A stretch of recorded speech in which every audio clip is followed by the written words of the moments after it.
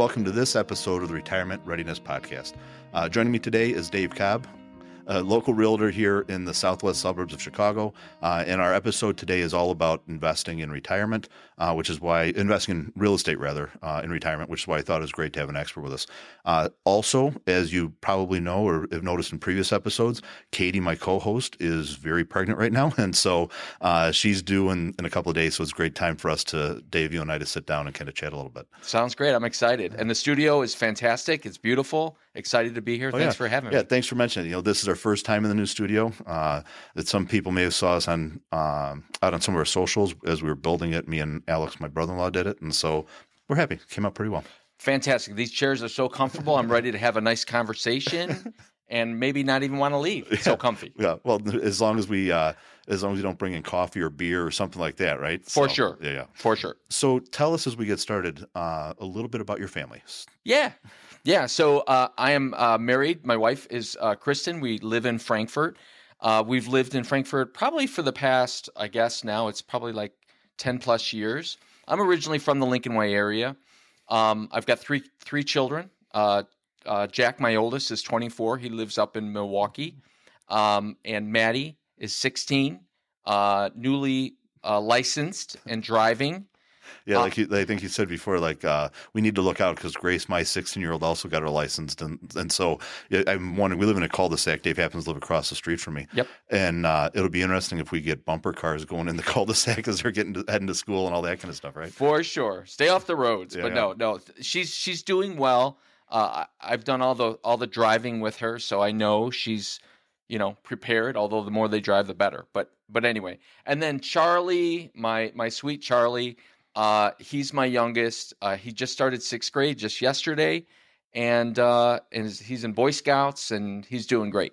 Awesome. Yep. Yeah. Well, and it's kind of cool for our listeners who maybe aren't from our immediate area. The Lincoln Way area is about 35 minutes south side of Chicago, southwest suburbs. And so, Dave, in your background, this is really kind of where your expertise is, and you know this market extremely well.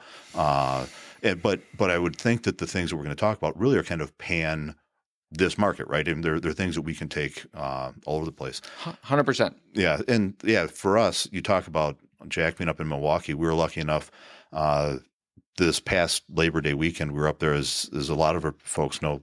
My daughter Lily lives up there with her husband too. Yeah. And this is the first time that we actually spent time on the river, which I don't really think of when we're up there. So just south of Milwaukee is the 3rd Ward, and we love that area. We spend a lot of time there. Yeah. And I drive over the river. I never really think about doing activities. And we rented some kayaks and went kayaking on the river, found a place that was outside of the city where we could sit and have some nice dinner. Yeah. And it was really kind of a cool experience for us. Love Milwaukee. Haven't explored the river yet. I've seen it. That's definitely on the list of things to do, but Milwaukee is a great town. Yeah, we agree. We've talked many times that if Andrew and Lily end up having kids there, I could very easily see Sarah and I having a place and spending some time there as well because it's such a fun city. For sure. It's got a lot to it, big city, but yet you don't feel like you're swallowed up and it's too big. Yeah. Love it. Yeah. And so as we kind of transition into our next segment, which we call mailbag, we had for those who may not be familiar with it, if you have a question, you want us to answer it, you can leave comments on any of our videos or our social posts. You can send us an email at info@pv-wp.com and ask whatever questions you want, and we'll pull it from the mailbag and answer it. So the question we had this time really had to do with IRAs. Dave, I don't know how much background you have, but as people get older and they have retirement accounts, they have to take distributions out. They're called required minimum distributions. And what can happen is once you pass a certain age, you can actually choose to give that money to charity as opposed to taking it yourself. And so the question was that the listener had heard about changes to the minimum required distribution rules and wondered how that affect their ability to give to charity as well. And so what that really entails is it used to be that your minimum required distribution age was age 70 and a half. That means the age in which you had to start taking some of your money out of those plans. the government changed that, and now you don't have to start taking it out until you're age 73. So that's probably what you're reading about. There's been a lot of press about that here in the last couple of months.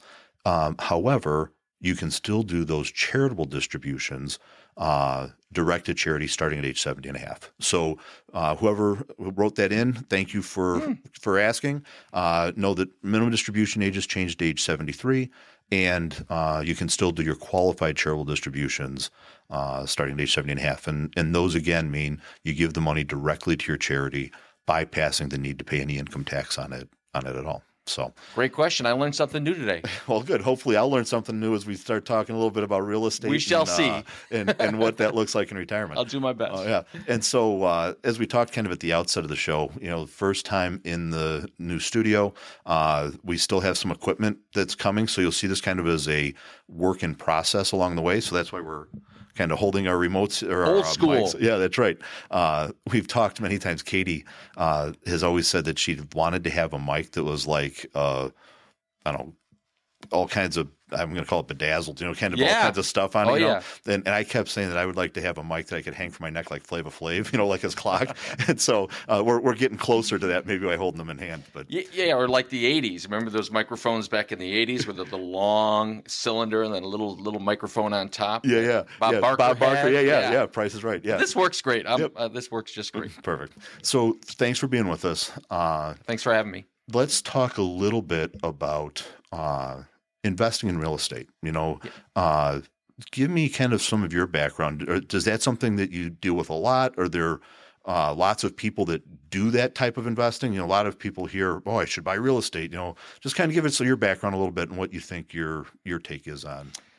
Yeah. So we just celebrated my 20th year in real estate here. So most of the clientele I work with are past clients, referrals, and I think probably the biggest thing that clients will look for, at least for me, is just advice. Advice on if they're looking to sell or buy. But in regards to investment properties, that's something that clients will call me and ask.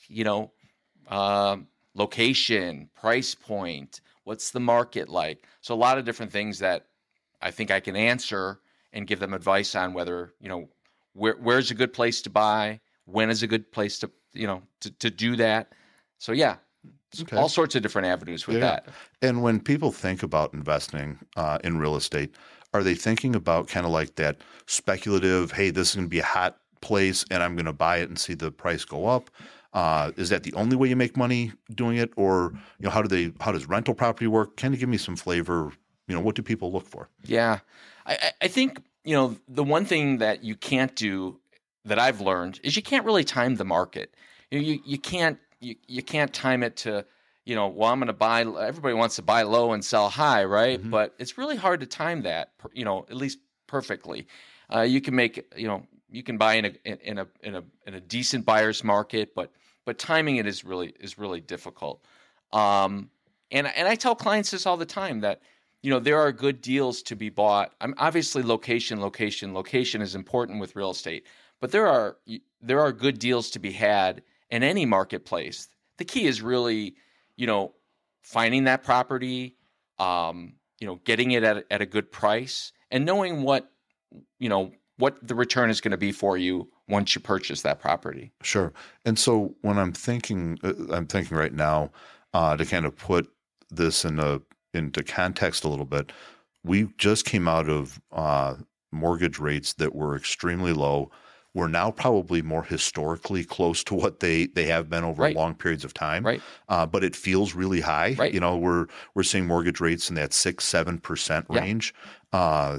How does that affect my ability to go out and buy a home? Are you seeing that? And when I say home, it could be a rental home or it could be an industrial property. It could be, really anything that I want to invest in. What are you seeing in the marketplace? Yeah. I mean, I think there's a lot of factors that affect our market, interest rates being one of them, lack of inventory being another one. There's not a lot of available properties. So when homes do hit the market, they tend to sell. At the end of the day, I've learned that, people have to sell, for a number of reasons, or buy. You're getting married, you want to invest for your future. again, you can't time that market. It comes down to, what's the price point, the location, and if I'm going to rent it, what kind of rent can I get for that property? What's the return going to be? Sure. And so if I hear you right, I shouldn't necessarily be in that mode of saying, oh, well, prices are really high right now, I should wait a year before I do this. Really, you can find a good value in virtually any market. 100%. 100%. You need good guidance, good advice. Obviously, that's important. Just like in your business, you need good advice. And you need opportunity. You need someone to locate that property for you. And again, there's good deals to be had no matter what the market is like. And so a lot of times as we talk to our clients, especially as they look at retirement, they're thinking about how do I generate an income? And, so it's really kind of looking at that rental income coming in. And we'll many times go through math with them that says, well, here's what we think we can get in a different investment. Here's what we can get inside of a real estate investment. And let's kind of compare those two. How do you ever have those kind of conversations? And what would your thought be? And how do I establish what's fair rent and what can I charge type of a thing? Or is that not part of your purview? No, that's definitely something that, because if somebody comes to me and says, Dave, I'm considering getting an investment property, and I've had clients like that say, hey, we want to buy an investment property. And I'll say, let's sit down and kind of look at the whole picture, because you want to buy something, you're qualified, but what are you going to be able to rent it for? What's that rental market looking like? What's the inventory? So there's a lot of factors that go into that. And then at the end of the day, what am I going to be able to get for it per month? Yep. And does that make sense for what I'm going to buy and what my goals are? For sure. So there's a lot of factors that go into it that are important. Yeah. And as I think about that, I've always thought about this, and maybe it's just my being naive. I've always thought like rental homes are something that I buy in a lower income or a smaller home or that kind of stuff.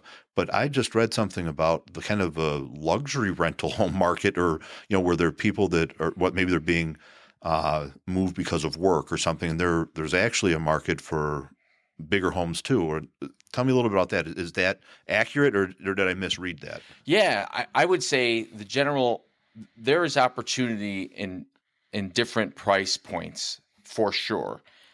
In our general area, let's just say, Chicagoland area, there's not a lot of available rentals. Okay. I have a lot of clients that say, well, I'd like to sell. Okay, what's our plan after we sell? Well, we're not sure. We're thinking about maybe renting short term until we'll kind of figure out where we want to land, wherever that'll be. But I'll tell them, we need to really look at that rental market, because everybody thinks, oh, I'll just get a rental.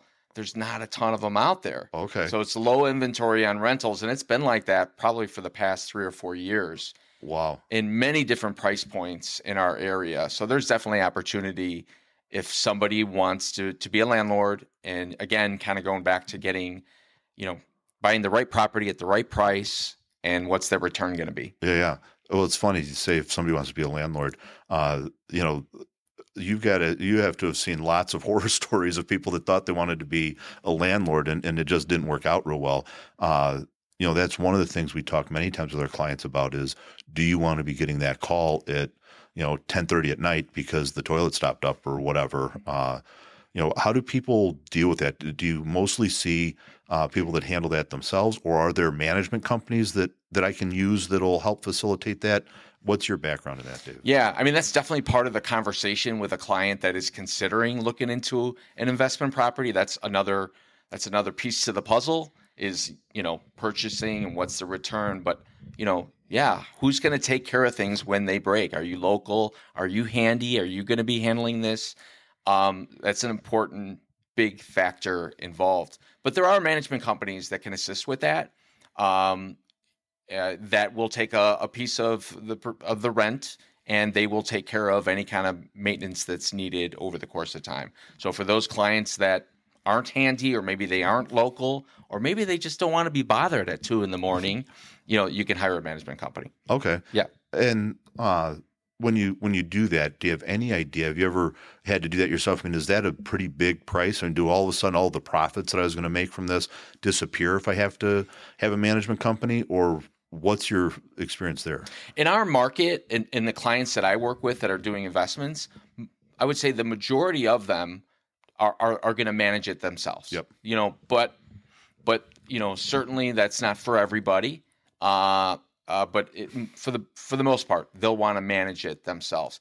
You asked me a question; it kind of came in and came out. I didn't totally answer it, so come back to your question. No, you're good. Okay. And so when we think about that, as I'm thinking about it, I'm just thinking like if I'm going to maximize this, I probably make more money if I'm doing it myself and not having this management company.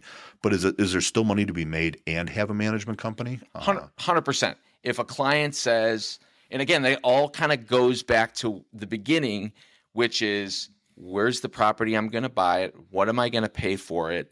What's the rent or the return I'm going to be able to get on it? So we factor all those things into it. And if you are going to hire a management company, that's got to be factored in.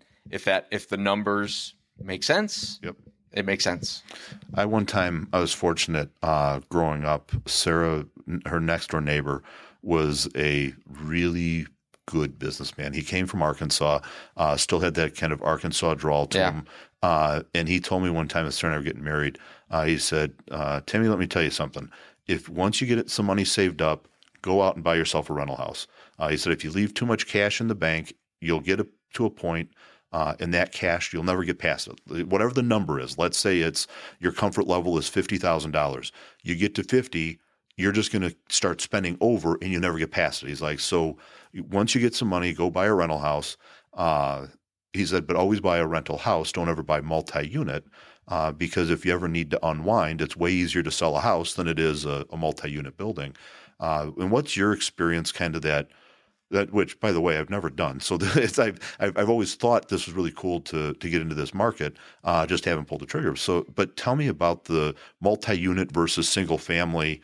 What's some of your background or what's your experience there, Dave? Yeah, and I think that goes back to like whatever that individual client's needs are. Because again, if you got a client that says, I really don't want to have to handle anything related to the roof or anything related to the driveway or anything exterior, then you would look at maybe something, a multifamily, like a condo or townhome type of thing. And then some are like, hey, you know what? I'm not afraid of that because the negative on a multifamily is that you have to deal with the HOA. There may be some restrictions there. And then secondarily, if you can, the best advice I would say is single family is the best. That's the best. You can sell that quicker. There's more upside in terms of profit with appreciation. But again, it just kind of goes back to whatever that individual's needs are. Sure. When they make that decision. Okay.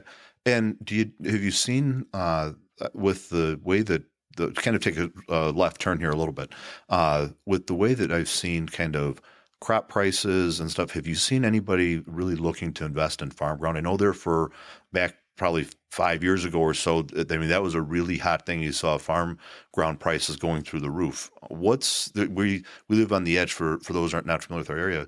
We live on the edge of kind of south of here. In west, there's a whole lot of farm ground. Yeah. What are you seeing in that market? Are you seeing anything, or is that not an area that you've got a lot of experience? I would say, just being honest with you, it's not a niche for me. I work with a lot of clients that want to buy land for future development. Yep. Growth potential. So in that aspect, yes. But on the farm end, probably not as much. Yeah. And so when which probably brings up probably a different subject too there a little bit. When I'm looking for somebody to help me with that, with my real estate needs, are there niches? Are there people that say, hey, all I do is commercial property, or all I do is, tell me about that a little bit. 100%.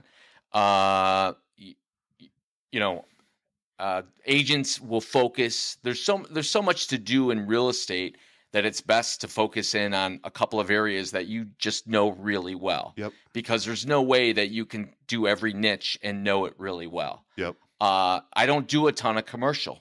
I primarily do residential, and that keeps me really busy. Yep. I'll do a little bit of commercial here and there for past clients, but it's not my niche. Yep. So same with farms. There are agents that specialize just in that type of situation, and they know it well. Yeah. And my thought would be that you'd almost have to, right? Because it's such a broad spectrum of possibilities of what's out there in inventory and Correct. all kinds of stuff. Correct. And you can't pretend like you know something that you don't know. Yep. It doesn't end up helping the client. It doesn't do you any good. So, focus on what you know. For sure. And so give me a sense then in this market, I expected home prices to really kind of come down when we saw interest rates going up. But I don't know that I'm seeing that necessarily. Are you seeing something different, or days on market, is that getting longer? What are people experiencing right now? Yeah, well, I mean, kind of coming into this year with interest rates going up at the end of last year over the winter, kind of figured that it was going to be a flat market this year, and that's not really what we saw. Okay. But again, it was low inventory. Rates are higher than what they were, but historically, they're still not that high from what we saw, years ago. And at the end of the day, like I said, people have to move for job relocation.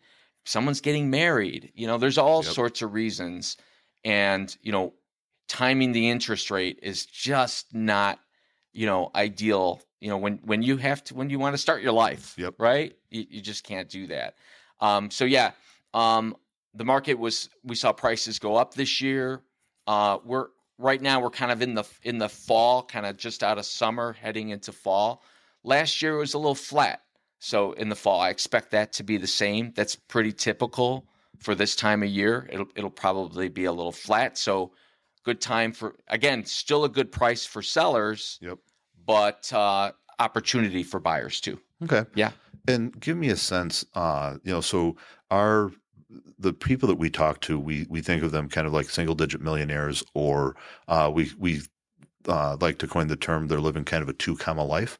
And usually that means I've got a little more discretionary income. I'm not just worried about how do I live tomorrow. I have some flexibility there. And many times we have our clients that say, man, when I get the kids out of the house or whatever, I'm looking forward to maybe downsizing and not having the house we raised the kids in. But many times they find that it's like more expensive almost to downsize than it was with where they were, because the townhouse that they want, they've got the vaulted ceilings and the high-end appliances that I wanted, and it's not necessarily cheaper. That's sometimes what we see. Is that something you see in your business as well, or what's your experience with that? Yeah, I mean, I think that goes back to just the general lack of inventory, and then within that, the lack of available ranch homes, townhomes for buyers to downsize to. So we need more. We need builders to build more because it's overall, it's a really lack of inventory. So again, sellers may be a little surprised to see what a price tag is for a ranch townhome, because there's quite a bit of demand for those. Yeah. Well, it's funny. I like to even think about my mom when she moved. I think about her house compared to my house, and her house is maybe, I don't know, half or 2/3 of the square footage that my house is. And for those who might not know, my mom lives 4 blocks from me. And so what I was surprised at was smaller lot, no pool, smaller home, which is perfect for her, and her husband are absolutely thrilled with it. But the price did not necessarily reflect that. I mean, her home value was really quite high compared to mine, even though I had all of the other amenities. But it's probably because it was that ranch and just. It is in that market. That type of property can get sold to somebody looking to downsize and be on one level. It can also be sold to a young family that can work with a ranch and doesn't necessarily need the two. So there's kind of two markets there that'll work within. Sure. And then of course the lack of inventory with ranches. The last thing with that is I would say we find that the buyer of a ranch property just typically they're downsizing, so they have a little bit more discretionary income to spend on that type of a property. And so prices are pretty good for those ranches and ranch townhomes. Yeah. And Yeah. so as I look at that though, I shouldn't necessarily think, hey, I'm selling the big house, going to the smaller house, and I'm going to pocket all this cash. Sometimes that just isn't the case, is what we've seen. And it sounds like you maybe have seen the same thing. For sure. But at the same time, with the way the market is, you buy low, if you buy low, if you sell low, you're going to buy low. If you buy high, you're going to sell high. So, it's the same Yep. principle.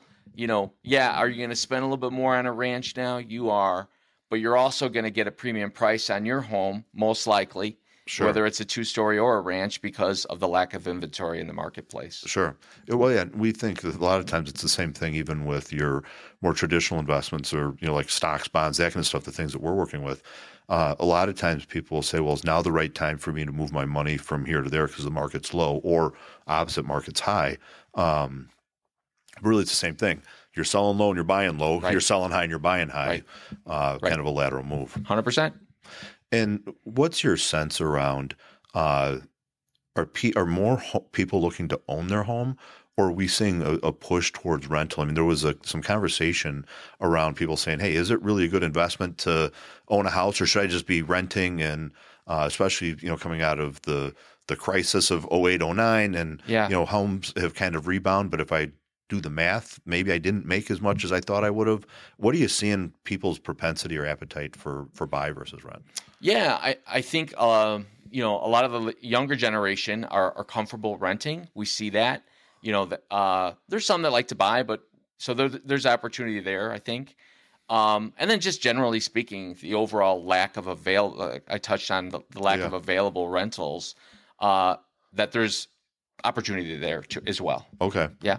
And as a lot of times our clients, as they live that two-comma life, think about, should I have a lake house? Should I have a place where the kids can come and grandkids, we can all enjoy it?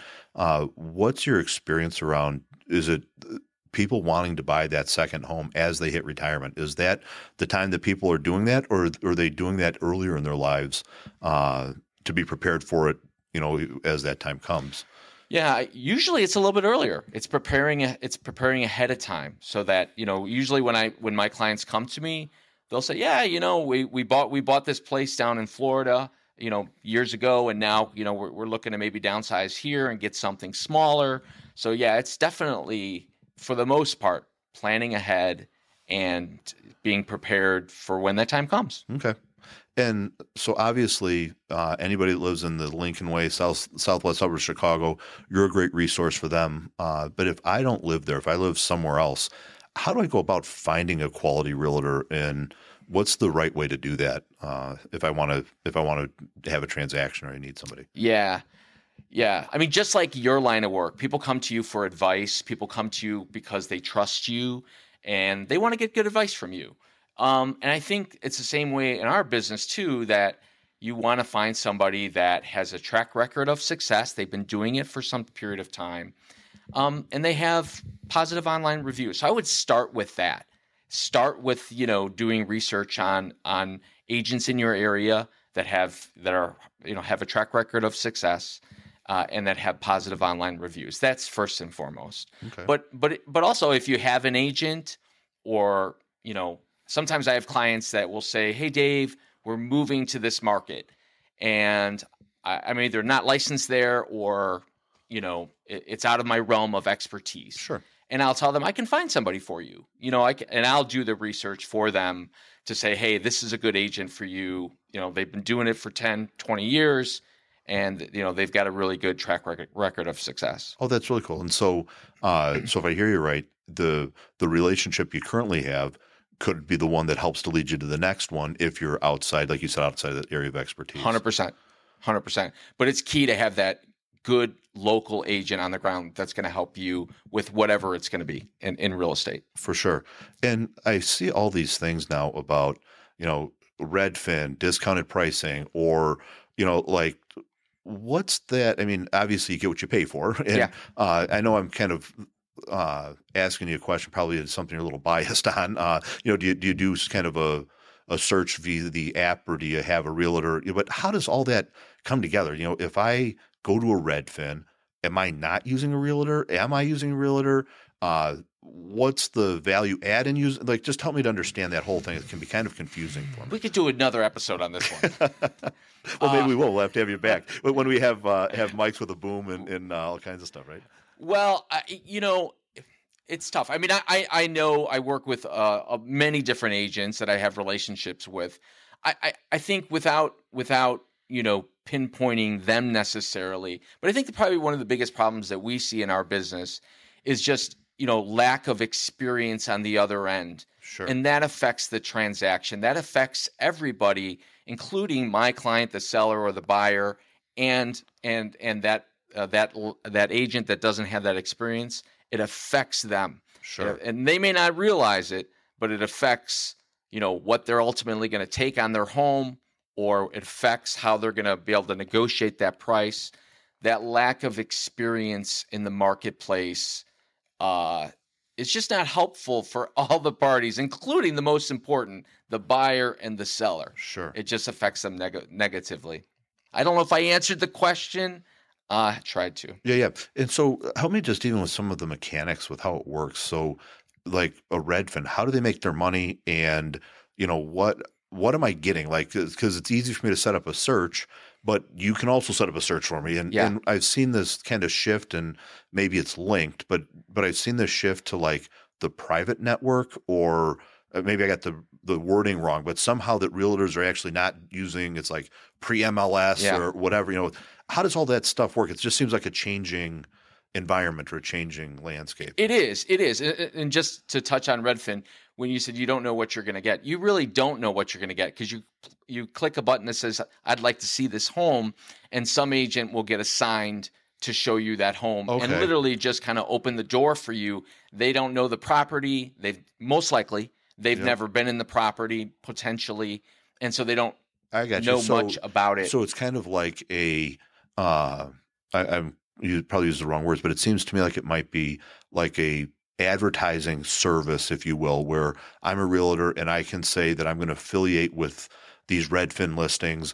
And then when I click that, hey, I want to look at this property as a consumer, whoever is in that pool of those realtors, they're going to be linked with one of these people that said, yeah, I want to do that. Or do the realtors actually work for Redfin?